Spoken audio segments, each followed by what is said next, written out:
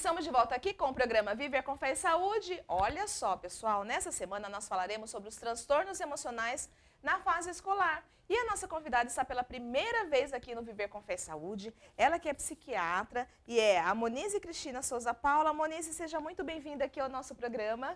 Olá, obrigada pelo convite. Tudo bem com todo mundo? Eu estou muito contente de estar aqui. Espero poder ajudar a tirar algumas dúvidas e a gente poder conversar um pouquinho. Sem sombra de dúvidas, né? E é muito importante nós recebermos aqui para você, assim, início de ano, né? Daqui a pouco volta à escola e tudo mais. E a gente vai falar sobre esses transtornos emocionais em fase escolar, que às vezes passa, não que despercebido, mas algumas vezes com julgamento, né, Monize? Que acaba acontecendo. Então, como é que nós podemos identificar uma criança que sofre de algum problema emocional na infância, querida? Então, eu sempre explico para os pais, para os profissionais que a gente trabalha junto, que existe uma quebra do funcionamento. Então, a gente tem uma expectativa daquilo que aquela criança pode atingir, como é que a gente espera que ela funcione e tudo mais. Quanto dentro desse contexto ela muda alguma coisa, né? Então, assim, ela tinha um padrão e ela muda esse padrão, a gente tem que se preocupar e tem que observar. Tanto que grande parte dos encaminhamentos que eu tenho são da escola, né? Porque a escola tem essa percepção de que às vezes a criança é um pouco diferente dos demais, às vezes não se encaixa e tudo mais. E os pais, às vezes, não tinham esse olhar por, às vezes, ter um filho único, né? Não ter como comparar e tudo mais. Então, assim, eu explico sempre que é uma quebra de funcionamento. Existia um jeito de ser e aquele jeito acaba mudando um pouquinho. E é importante essa parceria que existe da escola com o profissional, né? Com certeza. Essa conversa, esse olhar integrado diante da criança, e a preocupação com a criança realmente, né? A saúde mental da infância, até mesmo da adolescência, a gente precisa trabalhar em grupo, né? Família, escola e os profissionais de saúde. Porque senão a gente não consegue ter resposta, de jeito nenhum. E assim, quais são os maiores fatores que acarretam essas problemáticas? Então, a gente tem os transtornos de desenvolvimento, que aí são genéticos, né? Que a criança já nasce com isso, o autismo, o déficit de atenção com hiperatividade, e tem as quebras que eu estava dizendo para você, de funcionamento, os transtornos de humor, os transtornos de ansiedade, que o paciente acaba desenvolvendo ao longo da infância, né? Isso é o carro-chefe, é o que move o consultório, é o que a gente consegue ver normalmente. E que às vezes, como você colocou, não é percebido pelos pais ou pela família? Sim. Se a gente pensar num transtorno de desenvolvimento, por exemplo, então aquela criança nasceu e ela sempre teve aquele jeitinho. Então fica muito isso nos pais. Ah, o meu tio era assim, não, o pai dele também demorou para falar, então é uma questão... E aí quando entra na escola, os pais percebem essa diferença. Entendi. Né? Então assim, aí às vezes isso fica um pouco mais claro. Até porque muitas vezes pode acreditar assim, como você colocou, que pode ser algo da personalidade. Isso. Ele é mais... Não, mas ele é mais quietinho. Isso. Aí acaba vindo, ele é tímido.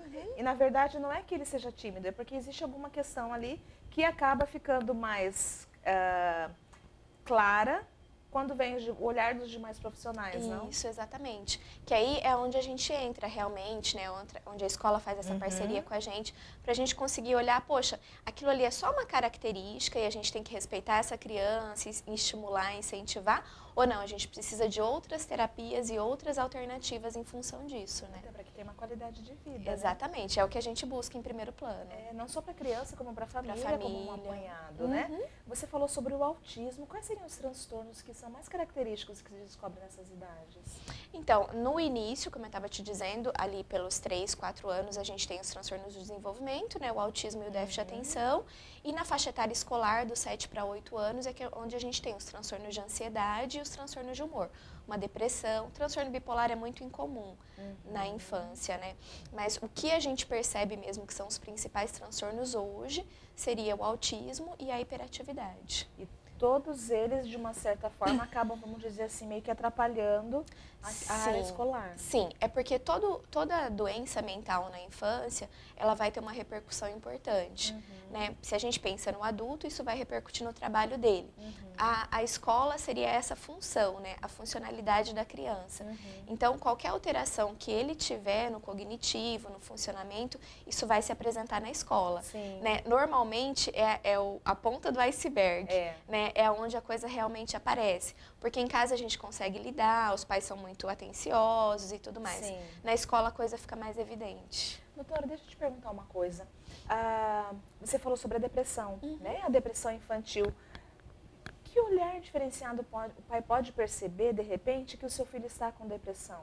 Porque as pessoas falam, não, a gente tem a concepção, né, do adulto, que ele vai ficar restrito, né, ao quarto, vai ficar isolado. Seria da mesma forma com a criança? É diferenciado? Que olhar, de repente, o pai pode ter em relação ao seu filho? Que, de repente, pode estar, né, passando por esse processo depressivo, e as pessoas, às vezes, acreditam que criança não tem depressão, né? Fala, não, ele só está muito agitado, então ele está muito calado. Que olhar que eles podem perceber, né, diante dessa realidade com a criança? É legal você ter falado disso, que a depressão na infância não é típica, né? Ela tem uma apresentação muito peculiar e quanto mais jovem, mais diferente seria do adulto. Olha. Né? Porque a gente tem um cérebro em desenvolvimento, então as manifestações não são características. Né? Não é aquilo que a gente espera do isolamento, da tristeza, do choro fácil e tudo mais. É muito diferente. Normalmente a criança muda o padrão, fica muito agressiva, muito irritada e ela perde aquele padrão que ela tinha de horário para comer, horário para dormir. Então tudo que era uma rotina muito legal para ela, isso fica muito desorganizado. Ela perde o sono, ela briga com os coleguinhas, ela se irrita muito fácil. Então não é aquilo da tristeza típica do adulto. Né, é muito diferente. E uma coisa que se apresenta com muita facilidade, ela começa a perder o rendimento nas brincadeiras, o rendimento escolar, nos afetos, nas relações. Então, ela se perde dentro daquilo que era muito tranquilo para ela. E aí acaba trazendo irritação a ela também. Com certeza. E pelo que você apresenta, a gente pode dizer que fica uma criança muito agitada. Isso. Que ela não para. E aí acaba a pessoa falando assim, mas ele é hiperativo. Porque hoje a questão assim, meu filho tem hiperatividade. Como se fosse assim, muito bonito, então como se fosse uma moda, né? E aí acaba rotulando a criança inadequadamente, né? Sim, e a hiperatividade ela é um sintoma, né? Que está presente em praticamente todos os transtornos mentais da infância. Então, a gente precisa entender o contexto dessa hiperatividade, né? Sempre foi assim, começou a ficar assim de uns tempos para cá, né? O que ocasiona isso? Tem fator desencadeante? Como é que a coisa se apresenta? Então, assim, ser hiperativo é só uma característica, que pode ir de um espectro muito grande, né? Do normal, do natural, até um transtorno de déficit de atenção e hiperatividade, uma manifestação de depressão, uma manifestação do próprio autismo, né? A hiperatividade faz parte de todo esse contexto. Entendo. E como é que é realizado o tratamento? Como é que é realizado esse acompanhamento? Porque, claro, em se tratando de criança, né, cuidamos da família toda, né? Então, existe todo esse olhar diferenciado também para a família neste cuidar, né? Com certeza. E aí a gente aborda de acordo com a gravidade e principalmente com a idade da criança. Né? Crianças muito pequenas, a gente faz o processo de psicoterapia, né? Até 2, 3, até 4 anos a gente tenta não medicar. Né? E quando as crianças são maiores ou a gravidade é um pouco maior, a gente entra com medicamentos específicos para cada faixa etária. Eu tento não medicar na maior parte dos casos. Né? Por conta de todas as interações que a gente tem, é um cérebro em desenvolvimento, então tudo isso vai estar relacionado, a gente vai ter grandes interferências. Então a gente tenta fazer todo o processo na medida da psicoterapia. Então os menores, eles de repente acabam não sendo medicados, é trabalhado de uma outra forma. Isso, na maioria dos casos. Okay. Alguns casos a gente precisa medicar de crianças de 2 a 3 anos, quando o sintoma é muito grave e a gente tem uma perda muito grande, assim, os pais não conseguem lidar com a criança, a agressividade é muito grande, aí a gente precisa medicar, mas não é a rotina. Né? A rotina é a gente medicar a partir de 5, 6 anos, que é a idade escolar, que é quando os sintomas ficam mais evidentes e a perda da criança é muito maior. Porque ela não consegue acompanhar na escola, ela não consegue se relacionar de uma forma adequada. E aí a medicação realmente entra como um coadjuvante, assim, é fundamental no processo terapêutico. Mas assim, a gente sempre aborda a criança com orientação familiar e com psicoterapia junto. Né? Fazer um tratamento unicamente medicamentoso não é o legal. E o importante é a família estar consciente realmente da importância que é para essa qualidade de vida para a criança, né? E eu explico sempre assim, que é uma questão de desenvolvimento, né? Que a gente precisa cuidar dessa criança ao longo do desenvolvimento dela, porque os pais se angustiam muito. Vai ficar dependente do remédio, vai usar para sempre, como é que vai ser quando adulto. Então é um problema que a gente precisa resolver naquele momento, né? Que a gente precisa acolher e conduzir da melhor forma. Se está sendo bem conduzido, ele não vai usar durante muito tempo. Exato. Né? Então a gente aborda, individualiza da forma que a gente consegue. Até porque quanto mais ele souber exatamente o que está acontecendo com o seu filho, ele assimilar isso, por isso da importância em conjunto, como você está trazendo, né? Quanto mais ele souber o que é que está acontecendo, qual a forma de tratamento, se é medicamentoso, se não é, se é, por que é e de que forma é, mais ele tem condições em família, né, os pais, junto ao seu filho, de ter uma maior adesão ao tratamento, né? Com certeza. E assim, a grande maioria das questões que a gente aborda são adaptativas. Tanto que ela não chega no consultório, ela chega normalmente para os psicólogos. E a própria orientação familiar e a organização do movimento já resolve o problema. Né? Então, as questões, a gente tem as quebras do desenvolvimento, né, que a gente fala. A criança tem que se afastar dos pais para ir para a escola, tem que amadurecer para fazer as provinhas, para ter tudo isso. Então, tudo isso são quebras. E que, às vezes, uma orientação, um suporte ali já resolve todo o problema. E, consequentemente, acaba acontecendo da criança conseguir definitivamente se relacionar, né, na escola, de ela poder ter um desempenho melhor escolar, inclusive, né? Com certeza. Que aí ela amadurece isso, né? A gente adquire essa potencialidade de conseguir melhorar, de conseguir amadurecer esse psiquismo, e isso é acompanhado, né? Eu falo muito isso, que a gente tem uma adolescência muito mais tranquila e principalmente uma vida adulta organizada, né? Porque a gente teve uma infância estruturada. Isso é muito importante. E existe algumas questões que você estava falando, Vanessa, em relação à questão dos transtornos, que eles podem ser desencadeados mais ali para a pré-adolescência, né? Então, não necessariamente que vai acontecer nas crianças menores, logo quando iniciam a idade escolar, né? Mas isso também pode vir a acontecer com os pré-adolescentes, né? Que aí é onde as pessoas começam a também rotular, né? É muito chato quando começa a dizer, né, que é o meu aborrecente, né? E não, eles estão naquela fase, né, de início de transição. Então, pode acontecer também, independente, né, de início ou meio de fase escolar, ou então quando já tiver mais para a fase da adolescência também, né? Com certeza. Então, assim, a gente tem picos de evidência que os pacientes normalmente chegam, né? Essa faixa etária dos 6 para 7 anos, quando eles entram na escola, e é realmente uma quebra de funcionamento, tudo muda. E os adolescentes, 12, 13, 14 anos, eu brinco com eles dentro do consultório, que eles são ou eles não são adultos. Olha só! Né? Então, assim, aquilo ali vai ser angustiante, né, e vai exigir um amadurecimento deles. Isso pode ou não desencadear algum transtorno, né? Então os pais precisam observar, né, o quanto é suportável aquele sofrimento do adolescente, o quanto é adequado dentro do contexto que ele vive, se isso trazendo alguma perda, né? Porque às vezes, poxa, era um ótimo aluno e de repente caiu muito o rendimento, vivia na casa dos amigos e de repente está mais isolado. Então, assim, ele vai ter uma mudança, né? A pré-adolescência, a entrada na adolescência traz essa mudança. Mas o quanto isso está sendo prejudicial ou está trazendo sofrimento para esse adolescente, né? Porque nessa faixa etária é onde a gente tem os transtornos de quebra, que eu digo, né? Os transtornos de humor e de ansiedade. Quando aquela adaptação fica muito pesada para aquele psiquismo que ainda está em desenvolvimento, né? Que ainda está se formando, que ainda está se organizando. E aí fica muito pesado e a gente precisa de suporte. Normalmente, o suporte é psicoterapêutico, né? É organizacional, é de entender a fala deles, né? Meus pais não me entendem. E eu explico que pai e mãe não foi feito para entender, né? Foi feito para cuidar, para educar e para amar.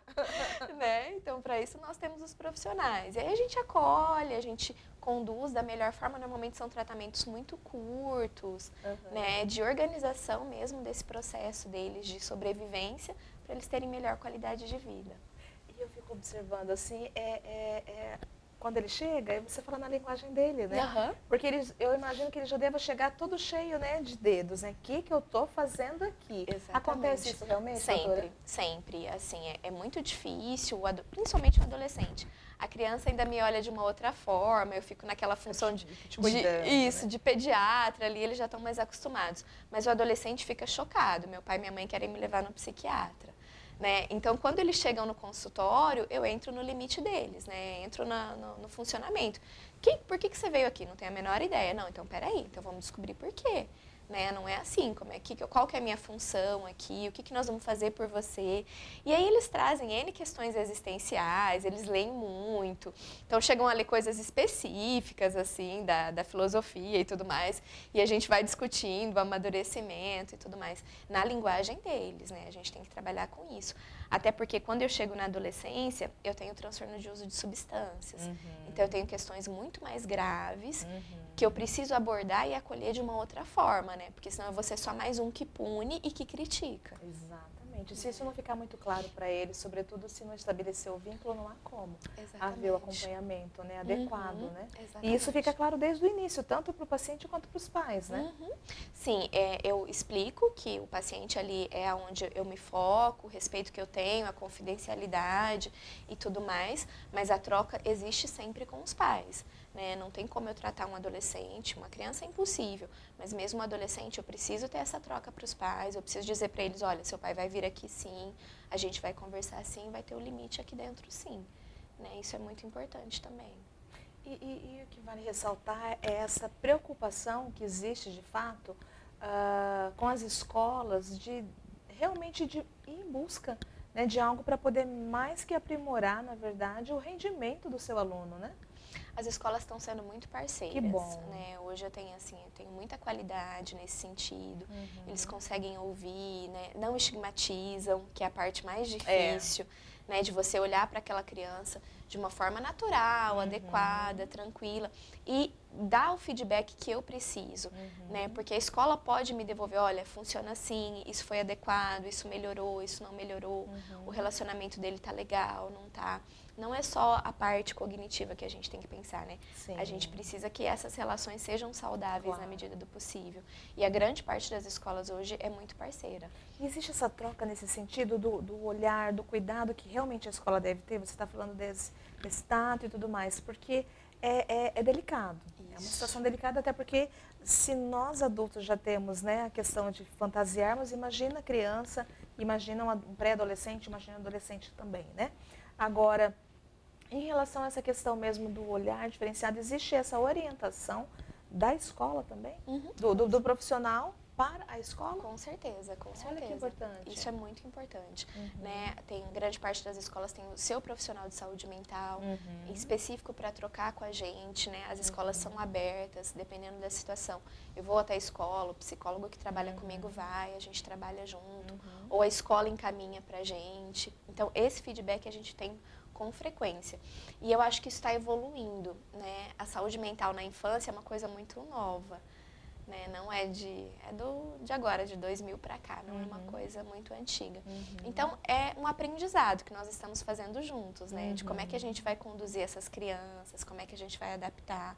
E eu percebo que, assim, quando a escola é parceira, a gente consegue ir muito longe com tudo isso. Olha que maravilha, quem ganha realmente é o nosso futuro, né? Com certeza. A gente realmente deve acreditar, tem tanta coisa acontecendo, mas a gente tem que realmente acreditar. E aí vale a pena pensar numa coisa que eu vejo no dia a dia, a escola pública está conseguindo acompanhar. Olha que nesse bacana. sentido, principalmente em relação aos transtornos de desenvolvimento. Então, assim, o Estado, eles têm conseguido fazer núcleos específicos para isso. É uma questão que está em desenvolvimento, que tem muito para crescer e tudo mais. Mas existe uma tentativa de trabalhar tanto na formação dos profissionais, quanto no cuidado disso, como que a gente vai conduzir essas crianças, como que é melhor, aonde que elas podem ou não ser inseridas, porque isso é uma dúvida muito grande, vai para a escola regular, vai para a escola especial, né? Então tudo isso hoje é conduzido e avaliado. Então a gente está num processo de crescimento Mas eu tenho uma expectativa muito boa, assim, eu olho com bons olhos. Olha que notícia maravilhosa, até porque é um processo construído, é um processo gradativo, não é do dia para a noite, e que bom que não é, né? Significa que está tendo todo um cuidado sempre nesse sentido mesmo de poder dar qualidade de vida para os nossos alunos, para as nossas crianças, né? Olha que coisa boa, gente. Mas agora nós precisamos ir para um breve intervalo e voltamos já já com o programa Viver com Fé e Saúde.